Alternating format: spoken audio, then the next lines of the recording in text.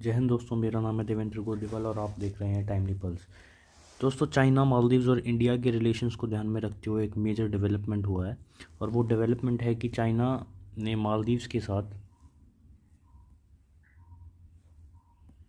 China ने मालदीव्स के साथ एक एग्रीमेंट किया है।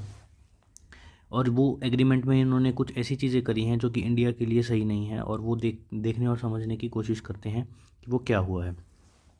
अब अगर आप इस ट्वीट को देखेंगे तो यहाँ पे इन्होंने क्लियरली मेंशन किया है कि जो चाइना है वो मालदीव्स को मिलिट्री असिस्टेंस देगा। अब देखिए, और वो बिल्कुल फ्री ऑफ कॉस्ट देगा। देखिए, आज के टाइम में अगर आप इस चीज़ को समझेंगे कि कोई भी चीज़ फ्री नहीं है। फॉर एग्जांपल, अगर आप मार्केट में दो शर्ट्स भी खरीदने जाते हैं, फॉर एग्जांपल कोई सेल चल रही है कि अगर आप दो शर्ट्स खरीदेंगे तो एक शर्ट आपको फ्री मिलेगी। तो अगर आप टेक्निकली उसको समझेंगे तो वो आपको शर्ट फ्री तब मिल रही है जब वो पहले आप वो दो शर्ट्स खरीद पाएंगे। तो देखिए, एक चीज़ बहुत क्लियर है कि चाइना का जो इसके पीछे मोटिव है वो क्लियरली इंडिया को डोमिनेट करना और इंडिया को घेरने की कोशिश करना है। अब आगे समझने की कोशिश करते हैं कि इसमें और क्या क्या चीज़ें निकल के आ सकती हैं। देखिए, ये एक जियोपॉलिटिकल मूव तो है ही है, लेकिन इंडिया को जिस चीज़ से प्रॉब्लम है वो है लैक ऑफ ट्रांसपेरेंसी। क्योंकि अब ये जो एग्रीमेंट साइन हुआ है, इसके किसी भी डॉक्यूमेंट को पब्लिक नहीं किया गया है। और ट्रांसपेरेंसी की प्रॉब्लम देखिए चाइना के साथ बहुत शुरू से रही। देखिए, चाइना के साथ ये प्रॉब्लम शुरू से रही है। जिस भी कंट्री को इनको डोमिनेट करना होता है वहाँ जाके ये कुछ एग्रीमेंट्स करते हैं, और उन एग्रीमेंट्स को पब्लिक नहीं किया जाता। ना ये बताया जाता कि जो लोन या जो डेट उनको दिया जा रहा है वो किस इंटरेस्ट रेट पे उनको दिया जा रहा है, कब तक वो रिटर्न उस कंट्री को करना है। और ये सब चीज़ें बहुत कॉन्फिडेंशियल रखी जाती हैं, जो कि प्रॉब्लमेटिक होती हैं for those countries in future, right. अब जो मुइज़ू गवर्नमेंट है, देखिए ये चीज़ का अंदेशा हमें कहीं ना कहीं पहले से था, क्योंकि जो प्रेसिडेंट मुइज़ू हैं वो पहले चाइना के दौरे पे गए, और उसके बाद कुछ टसल भी इंडिया और मालदीव्स के बीच में शुरू हुआ। अब आगे समझने की कोशिश करते हैं। देखिए, प्रेसिडेंट मुइज़ो पहले ही बोल चुके हैं कि 10 मई के बाद कोई भी इंडियन ट्रूप जो है वो मालदीव में नहीं रह सकता।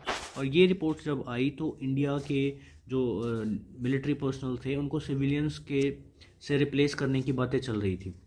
लेकिन अब जब ये रिप्लेस करने की बातें हुई तो वहाँ के पब्लिक ने और मालदीव की जो अपोजिशन पार्टीज़ हैं उन्होंने प्रेसिडेंट मुइज़ो को बहुत काफ़ी क्रिटिसाइज़ किया। और इस क्रिटिसिज्म को क्लियर करते हुए उन्होंने ये बोला कि देखिए, हम रिप्लेस नहीं कर रहे हैं। ये देखिए, ये बहुत ही इंपॉर्टेंट स्टेटमेंट है। इनका स्टेटमेंट इनका बहुत ही इंपॉर्टेंट है, जहाँ पे इन्होंने बोला कि 10 मई के बाद कोई भी Indian troop whether in uniform और इन सिविलियन क्लोथिंग यहाँ पे नहीं हो सकता।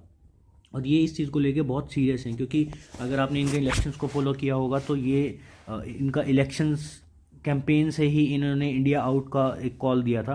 अब देखिए, हमारे यहाँ पे ज़्यादा जो हमारे मिलिट्री पर्सनल्स है वो कितने हैं और वहाँ पे क्या काम कर रहे हैं, ये चीज़ भी हमें समझने की ज़रूरत है।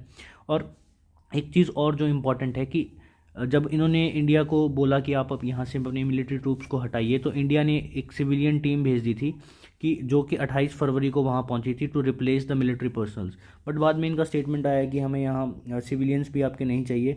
अब दूसरी चीज़ ये है कि वहाँ पे हमारे कितने मिलिट्री पर्सनल्स हैं और वहाँ पे क्या कर रहे हैं। देखिए, वहाँ पे हमारे कोई बहुत ऐसा नहीं है कि हमारे पूरी एक बटालियन है या कुछ बहुत बड़ी नंबर में है। वहाँ पे सिर्फ इंडिया के 88 मिलिट्री पर्सनल्स थे, और वो भी इन्हीं के मेडिकल इवैक्यूएशंस के लिए वहाँ पे भेजे गए थे, ताकि जो क्योंकि वहाँ पे जो मेडिकल इंफ्रास्ट्रक्चर है वो बहुत ज़्यादा डेवलप नहीं है, तो मेडिकल टूरिज़्म काफ़ी होता है मालदीव्स में। वो इंडिया आते रहते हैं। और उसके बाद उन्होंने बोला कि हम प्रेजेंट मुइज़ू ने बोला कि वो काफ़ी कॉन्फिडेंट हैं कि वो इस चीज़ को कर ले जाएंगे। अब देखिए, ये सब चीज़ें जब हो रही थी, और क्योंकि एज़ यू नो कि चाइना इसमें एक मेजर प्लेयर है, तो चाइना ने कवर फायर देने की पूरी कोशिश की और उन्होंने इंडिया को डिफेम करने की भी कोशिश की। अब कैसे की, वो उन्होंने की ग्लोबल टाइम्स की हेल्प से, ग्लोबल टाइम्स में एक आर्टिकल लिख के।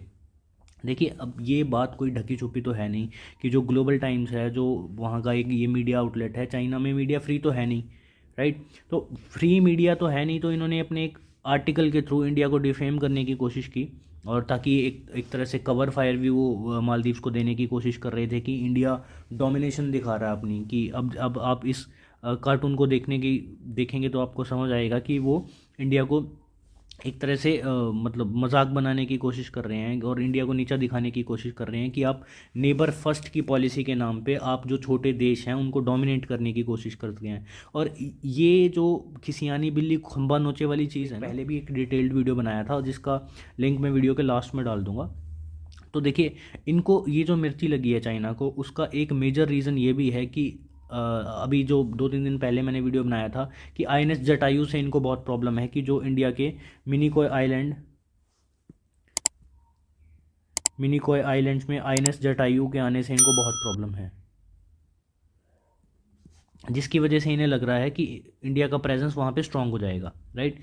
अब देखिए, ये तो आर्टिकल को पढ़ेंगे, new base in Indian ocean shows India's obsession of supremacy. आप इस जब आर्टिकल को पढ़ना शुरू करेंगे तो इसमें आपको 2-3 चीज़ें बहुत कॉमन मिलेंगी। जैसे कि अगर आप उसको देखेंगे, इसमें एक हेजेमोनिक वर्ड का आपको बहुत यूज़ मिलेगा कि इंडिया अपनी हेजेमनी शो करने की कोशिश कर रहा है, ठीक है। और आपको एक हिपोक्रिटिकल वर्ड बहुत मिलेगा, इसमें आपको बुलिंग वर्ड बहुत मिलेगा कि इंडिया छोटे कंट्रीज़ को बुली करने की कोशिश कर रहा है, उनको दबाने की कोशिश कर रहा है, उनको डोमिनेट करने की कोशिश कर रहा है। तो इन्होंने बेसिकली पूरी कोशिश की है कि ये जो चीज़ें मतलब अपने आर्टिकल के थ्रू ये इंडिया को डिफेम कर पाएँ, ताकि एक ग्लोबल पर्सपेक्टिव बन सके कि इंडिया जो है वो छोटे कंट्रीज़ को दबा रहा है। अब देखिए, यहाँ पे जो चाइना का रोल है उस वो इतना डाउटफुल क्यों है, इतना क्रूशियल क्यों है। देखिए, China, as you guys know, कि चाइना का एक बेल्ट एंड रोड इनिशिएटिव है, जिसके लिए वो अलग अलग कंट्रीज़ को लोन देता है और डेट प्रोवाइड करता है। वो एक अलग चीज़ है कि वहाँ पे जो वो उसकी कंडीशंस को पब्लिक नहीं किया जाता है। और इसी के लिए, इसी से रिलेटेड एक रिपोर्ट $385 बिलियन हैं, उनको डिस्क्लोज़ ही नहीं किया है। वो डिस्क्लोज़ ही नहीं किया है कि किन टर्म्स पे उनको लोन दिया गया है, कितना उसका इंटरेस्ट रेट होगा, कब तक वो लोन वापस कंट्रीज़ के लिए ये एक प्रॉब्लमैटिक चीज़ होने वाली है इन फ्यूचर। और इस रिपोर्ट को अगर आप थोड़ा डिटेल में पढ़ेंगे और फर्दर अगर आप नीचे जाएंगे तो 42 कंट्रीज़ ऐसी हैं जिनके ऊपर एक ग्राफिक रिप्रेजेंटेशन के हिसाब से समझने की कोशिश करते हैं, जहाँ पे अब एक चीज़ ध्यान कीजिएगा कि यहाँ पे जो डेट है वो बिलियन डॉलर्स में है, और 2 कैटेगरीज में इसको डिवाइड किया गया है। एक तो पब्लिक डेट है और एक हिडन डेट है। पब्लिक डेट मतलब जो कि वहाँ पे जिसकी इन्फॉर्मेशन अवेलेबल है, और हिडन डेट वो है जिसकी इन्फॉर्मेशन अवेलेबल नहीं है। वो किसी भी चीज़ में यूज़ किया जा सकता है, मे बी वहाँ के पॉलिटिशियंस को ब्राइब करने के लिए यूज़ किया जा सकता है, या कुछ भी ऐसी चीज़ जो पब्लिक डोमेन में नहीं है और उस कंट्री के लिए लॉन्ग रन में प्रॉब्लमेटिक हो सकती है। जैसे कि अगर आप यहाँ पे पाकिस्तान को देखेंगे तो ऑलमोस्ट यहाँ पे $24 बिलियन का पब्लिक डेट है, और ऑलमोस्ट 1 से 1.5 बिलियन का यहाँ पे अगर आप देखेंगे तो हिडन डेट है। Similarly Indonesia, Vietnam, Laos, Sri Lanka, Bangladesh. अब यहाँ पे जैसे कि श्रीलंका में इन्होंने कोशिश की थी, कुछ पोर्ट्स को इन्होंने रेंट करने की कोशिश, लीज पे लेने की कोशिश की। अब सिमिलरली जैसे ये छोटे छोटे देश हैं, ये कंट्रीज़ का नाम जो आप देख रहे हैं, इनके ऊपर डेट जैसे जैसे बढ़ता जाएगा, चाइना का डोमिनेंस ये है कि इंडियन गवर्नमेंट या इंडियन डिप्लोमेट्स हैं वो इसको कैसे काउंटर करते हैं। उसके लिए I will keep you updated, so stay in touch. और that's all for today, thank you. अगर आपको ये वीडियो अच्छा लगा तो इस वीडियो को लाइक करें, हमारे चैनल को सब्सक्राइब करें, और अगर आप किसी स्पेशल टॉपिक पे वीडियो देखना चाहते हैं तो कमेंट बॉक्स में लिख के ज़रूर बताइएगा। जय हिंद, वंदे मातरम।